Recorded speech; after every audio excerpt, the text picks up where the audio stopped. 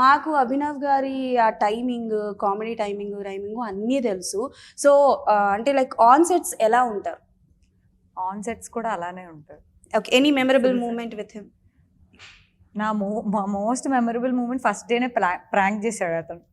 అవునా? Okay, so చెప్పండి, ఏంటి, ఏం ప్రాంక్ చేశారు?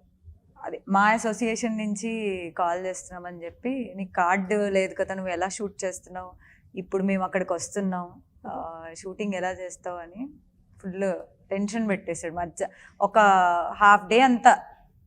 ఓకే, దెబ్బకి ఇంకా ఆల్మోస్ట్ ఇంకా నెక్స్ట్ ఫీవర్ ఒకటే తక్కువ. ఏడుపు ఫీవర్ కూడా చూడండి, ఫీవర్ కాదు, ఓవర్ యాక్షన్. ఆ టెన్షన్ ఏంటో మనకే తెలుస్తుంది కదండి. ట్రూ. కానీ అలా సార్, ఇంత అందమైన ఆడపిల్లని అలా ఎలా ప్రాంక్ చేయాలి? ఎలా? అందంగా ఉంది కాబట్టి ప్రాంక్ చేయాల్సి వచ్చింది.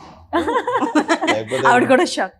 అందంగా లేని వాళ్ళని ప్రాంక్ చేసి కూడా వేస్ట్ కదా. అలా కూడా ఉంటుందా?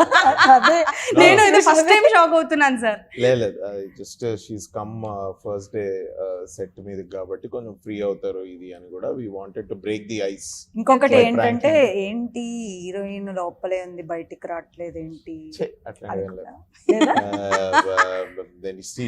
షూట్ సీన్ లేకపోతే లోపల కూర్చోవాలి, బయట ఎందుకు ఎండలో. మనం వీఆర్ షూటింగ్ డ్యూరింగ్ సమ్మర్, నీకు గుర్తుందా? సమ్మర్ కాదులే, sorry, rainy season. So clarity, సమ్మరా రైనీ? రైనీ. ఓకే.